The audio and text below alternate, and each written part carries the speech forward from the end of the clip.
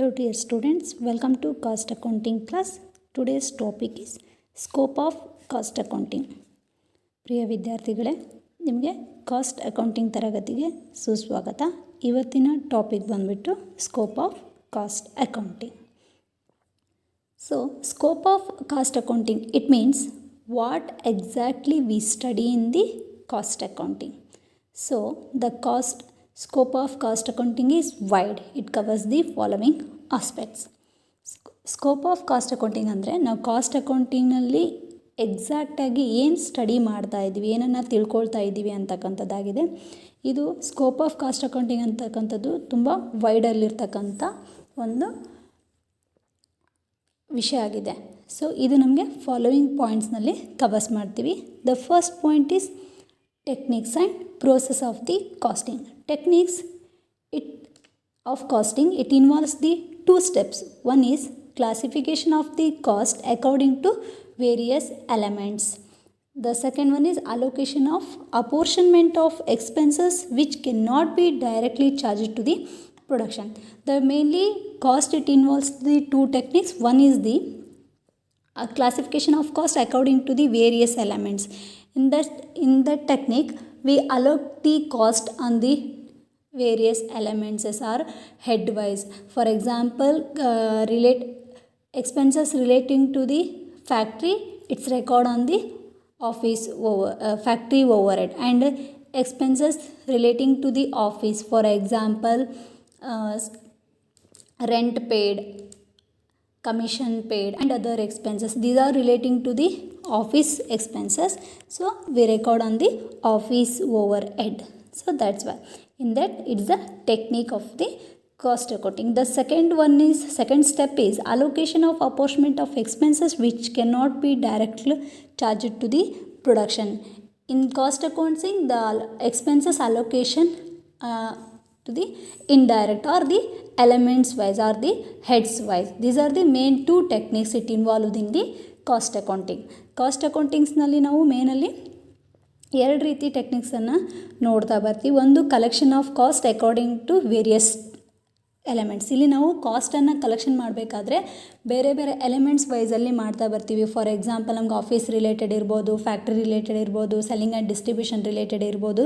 ಈ ರೀತಿಯಾಗಿ ನಾವು ಅಲೋಕೇಶನ್ ಕಾಸ್ಟನ್ನು ಕಲೆಕ್ಟ್ ಮಾಡ್ತಾ ಬರ್ತೀವಿ. ಅದೇ ರೀತಿಯಾಗಿ ಅಲ್ಲಿರ್ತಕ್ಕಂಥ ಎಕ್ಸ್ಪೆನ್ಸಸನ್ನು ಯಾವುದೇ ರೀತಿಯಾಗಿ ನಾವು ಡೈರೆಕ್ಟಾಗಿ ಪ್ರೊಡಕ್ಷನ್ಗೆ ಚಾರ್ಜ್ ಮಾಡೋದಿಲ್ಲ. ಇಂಡೈರೆಕ್ಟ್ಲಿ ರಿಲೇಟೆಡ್ ಟು ದಿ ಯಾವ ಒಂದು ಹೆಡ್ಸಿಗೆ ರಿಲೇಟೆಡ್ ಆಗಿರುತ್ತೋ ಆ ಹೆಡ್ಸ್ ಥ್ರೂ ನಾವು ಅದನ್ನು ಅಲಾಟ್ ಮಾಡ್ತಾ ಬರ್ತೀವಿ. In this point it include the process of costing is concerned with the routine ascertainment of cost with a formula and selected procedure. Process costing, it working on the basis of the process.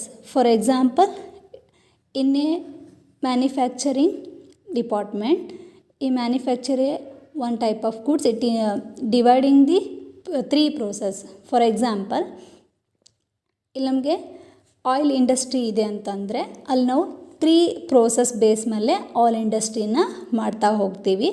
One is the ಕ್ರಷಿಂಗು, ರಿಫೈನಿಂಗು, finishing ಅಂತ ಹೇಳಿಬಿಟ್ಟು ಈ ರೀತಿಯಾಗಿ ನಾವು ಯಾವುದೇ ಒಂದು ಪ್ರಾಡಕ್ಟನ್ನು manufacturing ಮಾಡಬೇಕಾಗಿತ್ತು ಅಂದರೆ ಅದನ್ನು ನಾವು ಬೇರೆ ಬೇರೆ ಸ್ಟೇಜಸ್ನಲ್ಲಿ, ಒಂದು ಸ್ಟೇಜ್ ಕಂಪ್ಲೀಟ್ ಆದಮೇಲೆ ನೆಕ್ಸ್ಟ್ ಸ್ಟೇಜ್ ಕಂಪ್ಲೀಟ್ ಆದಮೇಲೆ ನೆಕ್ಸ್ಟ್ ಸ್ಟೇಜ್, ಈ ರೀತಿಯಾಗಿ ನಾವು ಡಿವೈಡ್ ಮಾಡ್ತಾ ಬರ್ತೀವಿ. ಸೊ ಇದನ್ನು ನಾವು ಪ್ರೋಸೆಸ್ ಅಂತ ಹೇಳ್ತೀವಿ. This cost is concern with the routine ascertainment of the cost with a formulas and its selected procedure. ನಾವಿಲ್ಲಿ ಕಾಸ್ಟನ್ನು ಒಂದು ಫಾರ್ಮಲ್ ಆಗಿ ಜೊತೆಗೆ ಅದೊಂದು ಪ್ರೊಸೀಜರ್ ಪ್ರಕಾರವಾಗಿ ಕಾಸ್ಟನ್ನು ಸೆಲೆಕ್ಟ್ ಮಾಡ್ತಾ ಬರ್ತೀವಿ. So process costing system, so first step is work in progress. First we collect the raw materials, direct material, direct labor under the manufacturing overhead. The next is work in progress. The next is finished goods. The last is cost of goods sold. So ಈ ರೀತಿಯಾಗಿ ನಾವು ಕೂಡ ಪ್ರೋಸೆಸ್ಸನ್ನು ನೋಡ್ತೀವಿ. ಇಲ್ಲಿ first ನಾವು ರಾ ಮಟೀರಿಯಲ್ನ ತೊಗೊಂಡ್ಬಿಟ್ಟು ಮಟೀರಿಯಲಿಂದ ಲೇಬರ್ನ use ಮಾಡಿಕೊಂಡು ಗೂಡ್ಸನ್ನು manufacturing ಮಾಡಾದಮೇಲೆ so ಅದಾದಮೇಲೆ ನಾವು ಅದನ್ನು ವರ್ಕ್ ಇನ್ ಪ್ರೋಗ್ರೆಸ್ ಅಂತ ಹೇಳ್ತೀವಿ. ವರ್ಕ್ ಇನ್ ಪ್ರೋಗ್ರೆಸ್ ಎಲ್ಲ ಕಂಪ್ಲೀಟ್ ಆದಮೇಲೆ ಫಿನಿಶ್ಡ್ ಗೂಡ್ಸ್ ಆಗಿ ಬರುತ್ತೆ. ಫಿನಿಶ್ಡ್ ಗೂಡ್ಸ್ ಆಗಿ ಬಂದಮೇಲೆ ನಾವು ಅಲ್ಲಿ totally cost of goods sold ಎಷ್ಟಾಗಿದೆ ಅನ್ನೋದನ್ನು ಕ್ಯಾಲ್ಕುಲೇಟ್ ಮಾಡ್ತೀವಿ. ಇದು ನಮಗೆ ಪ್ರೋಸೆಸ್ ಕಾಸ್ಟಿಂಗ್ ಕೂಡ ಆಗಿರುತ್ತೆ. The next point is cost control. Cost control, it is the guidance and regulation by executive action of the cost of operating and undertaking. Cost control is exercised through a variety of techniques such as inventory control, product control, quality control, budgetary control, standard costing and etc. So it's called cost control is the guidance to executive actions of the operating and undertakings. ನಮಗಿಲ್ಲಿ cost control ಅಂತಕ್ಕಂಥದ್ದು operating ಮತ್ತು ಅಂಡರ್ಟೇಕಿಂಗ್ಸ್ನಲ್ಲಿ ಯಾವ ರೀತಿಯಾಗಿ ಟೆಕ್ನಿಕ್ಸನ್ನು use ಮಾಡ್ಕೋಬೇಕು ಅನ್ನೋದನ್ನು guide ಮಾಡ್ತಕ್ಕಂಥ ಒಂದು ಕಾನ್ಸೆಪ್ಟ್ ಆಗಿರುತ್ತೆ. ಇದನ್ನು ನಾವು ಕಾಸ್ಟ್ ಕಂಟ್ರೋಲನ್ನು ಮೇಯ್ನಲ್ಲಿ ವೆರೈಟೀಸ್ ಆಫ್ ಟೆಕ್ನಿಕ್ಸ್ನಲ್ಲಿ ಮಾಡ್ತಾ ಬರ್ತೀವಿ. ನಾವು ಮಟೀರಿಯಲ್ ಕಂಟ್ರೋಲ್ ಮಾಡೋದಾಗಿರ್ಬೋದು, ಸ್ಟಾಕ್ ಕಂಟ್ರೋಲ್ ಮಾಡೋದಾಗಿರ್ಬೋದು, ಪ್ರಾಡಕ್ಟ್ ಕಂಟ್ರೋಲ್ ಆಗಿರ್ಬೋದು, ಕ್ವಾಲಿಟಿ ಕಂಟ್ರೋಲ್ ಮಾಡಿರ್ಬೋದಾಗಿರ್ಬೋದು, ಸ್ಟ್ಯಾಂಡರ್ಡ್ ಕಾಸ್ಟಿಂಗ್ ಮಾಡೋದಾಗಿರ್ಬೋದು. ಈ ರೀತಿಯಾಗಿ ನಾವು ಬೇರೆ ಬೇರೆ ವಿಧದಲ್ಲಿ ನಾವು ಕಾಸ್ಟನ್ನು ಕಂಟ್ರೋಲಿಂಗ್ ಮಾಡ್ತಾ ಬರ್ತೀವಿ. ಸೊ ನಾವು cost control is the guidance and regulations of the cost by the administration and management authorities. So ನಮಗಿಲ್ಲಿ ಕಾಸ್ಟ್ ಕಂಟ್ರೋಲ್ ಅಂತಕ್ಕಂಥದ್ದು ಈ ಎರಡು ಮ್ಯಾನೇಜ್ಮೆಂಟು ಮತ್ತು ಅಡ್ಮಿನಿಸ್ಟ್ರೇಷನ್ ಅಥಾರಿಟಿನಲ್ಲಿರುತ್ತೆ. It guides the organisation to achieve the targets of the undertakings for a given period. Cost control involves the following steps. It guides to the organizations to achieving the targets. ನಮಗಿಲ್ಲಿ ಕಂಪನಿಯ targets ಏನಿದ್ದಾವೆ ಅದನ್ನು achieve ಮಾಡೋದಕ್ಕೆ ನಮಗೆ as A guide ಆಗಿ ಈ ಒಂದು cost control ನಮಗೆ help ಮಾಡುತ್ತೆ. It involves the following steps. First setting up the targets for the expenses and production performance. First we set the expenses for our targets. The next one is measurement of actual performance. The second one, we measure the actual performance of the organization. The third, comparison of the actual performance with the standard performance. Nextly, we comparison actual performance to the standard performance. The next, find out deviations if any. In that work we have any deviations, we find in this step. Next, we taking corrective actions to remove all the deviation. Next, we take the any one decision for removing of the deviations. Next, cost control is done by the following various techniques, that is a material control, budgetary control, standard control and quality controls etcetera. So ನಾವು ಈ ಒಂದು steps ವೈಸಲ್ಲಿ cost ಕಂಟ್ರೋಲ್ನ ಮಾಡ್ತಾ ಬರ್ತೀವಿ. First step ನಮ್ಮ ಕಂಪನಿಯ ಟಾರ್ಗೆಟ್ಸಿಗೆ related ಆಗಿರ್ತಕ್ಕಂಥ ಎಕ್ಸ್ಪೆನ್ಸಸನ್ನು ಮತ್ತು production ಪರ್ಫಾರ್ಮೆನ್ಸನ್ನು fix ಮಾಡ್ತಕ್ಕಂಥದ್ದು. ಅದಾದಮೇಲೆ ನಮ್ಮ company related organisation actual performance ಏನಿದೆ ಅನ್ನೋದನ್ನು ನೋಡ್ತೀವಿ. ಜೊತೆಗೆ ಆ್ಯಕ್ಚುಯಲ್ ಪರ್ಫಾರ್ಮೆನ್ಸನ್ನು ಸ್ಟ್ಯಾಂಡರ್ಡ್ ಪರ್ಫಾರ್ಮೆನ್ಸ್ಗೆ ಕಂಪ್ಯಾರಿಸನ್ ಮಾಡ್ತೀವಿ. ಕಂಪ್ಯಾರಿಸನ್ ಮಾಡಾದಮೇಲೆ ಆ ವರ್ಕಲ್ಲಿ ಏನು ವೇರಿಯೇಷನ್ಸ್ ಆಗ್ತಾಯಿದ್ದಾವೆ, ಡಿವಿಯೇಷನ್ಸ್ ಇದ್ದಾವೆ, ಏನು ಪ್ರಾಬ್ಲಮ್ ಆಗ್ತಾಯಿದ್ದಾವೆ ಅನ್ನೋದನ್ನು ನೋಡ್ತಾ ಬರ್ತೀವಿ. ಅದಾದಮೇಲೆ ನಾವು ಆ ಒಂದು ಪ್ರಾಬ್ಲಮ್ಸನ್ನು ರಿಮೂವ್ ಮಾಡೋಕ್ಕೆ ಸಮ್ ಡಿಸಿಷನನ್ನು ತೊಗೊಳ್ತಾ ಬರ್ತೀವಿ. ಈ ರೀತಿಯಾಗಿ ನಾವು ಈ ಪ್ರೊಸೀಜರ್ ವೈಸ್ ನಾವು ಕಾಸ್ಟನ್ನು ಕಂಟ್ರೋಲ್ ಮಾಡ್ತಾ ಬರ್ತೀವಿ.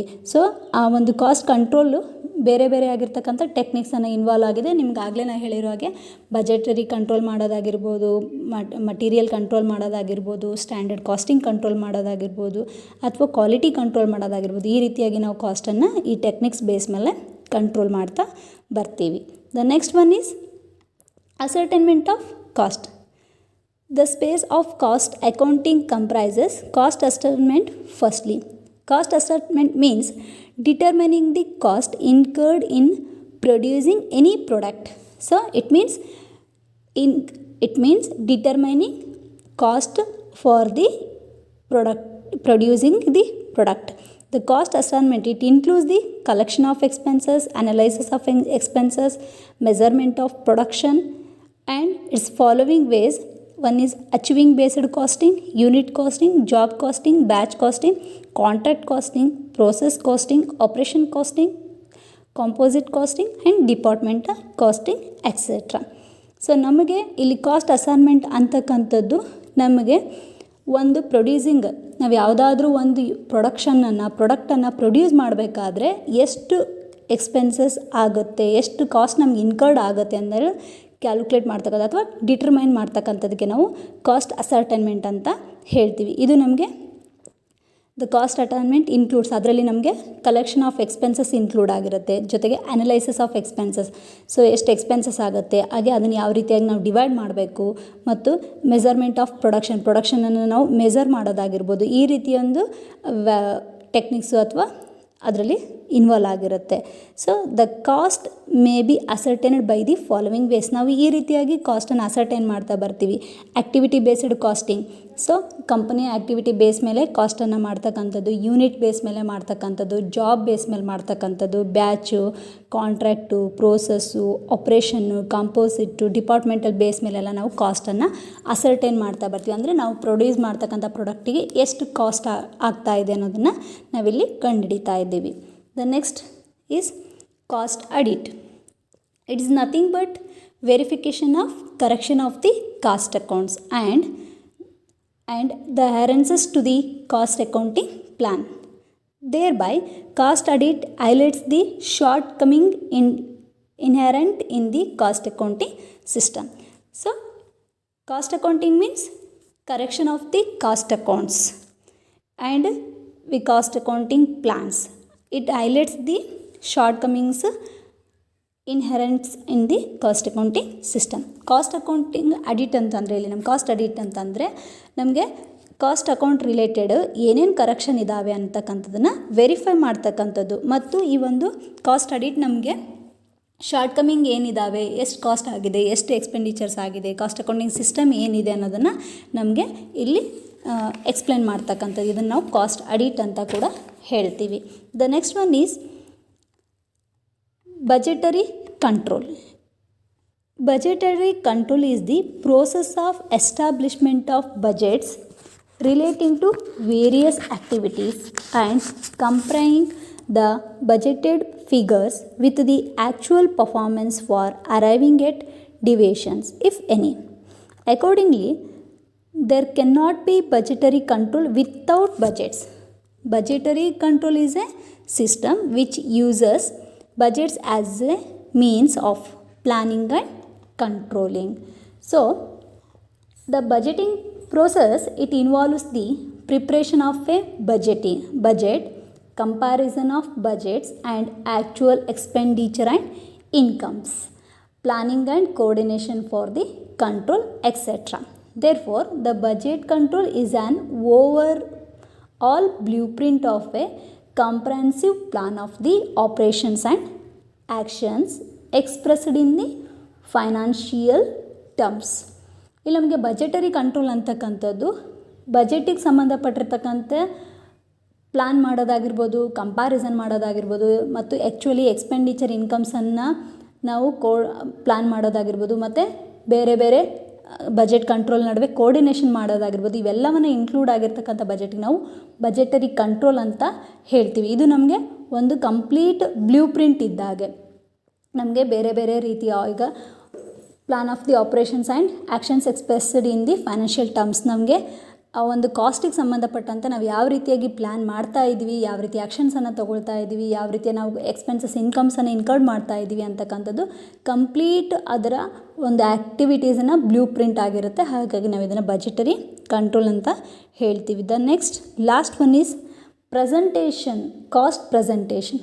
First of all, costs are classified on the basis of nature, such as material, labor, other expenses. All these costs are grouped under separate needs and refer the cost data to the management in the form of statement. It's called as presentation of the cost.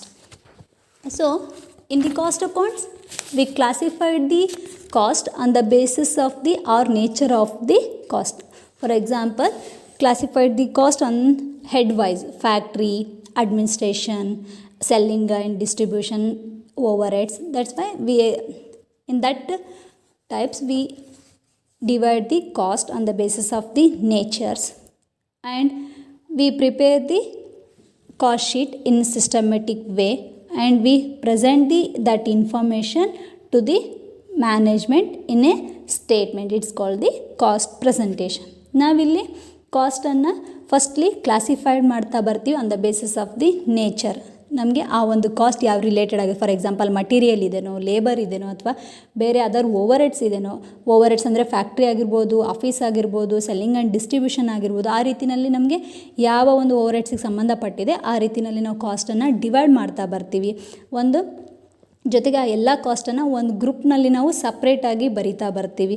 ಜೊತೆಗೆ ಇದನ್ನು ಒಂದು ಸ್ಟೇಟ್ಮೆಂಟಲ್ಲಿ ನಾವು ಮ್ಯಾನೇಜ್ಮೆಂಟಿಗೆ ಈ ರೀತಿ ಇನ್ಫಾರ್ಮೇಷನನ್ನು ನಾವು ಒಂದು as A ಸ್ಟೇಟ್ಮೆಂಟಲ್ಲಿ ನಾವು ಮ್ಯಾನೇಜ್ಮೆಂಟ್ಗೆ provide ಮಾಡ್ತಾ ಬರ್ತೀವಿ. ಸೊ ಇದಕ್ಕೆ ನಾವು ಪ್ರೆಸೆಂಟೇಷನ್ ಆಫ್ ಕಾಸ್ಟ್ ಅಂತ ಹೇಳ್ತೀವಿ.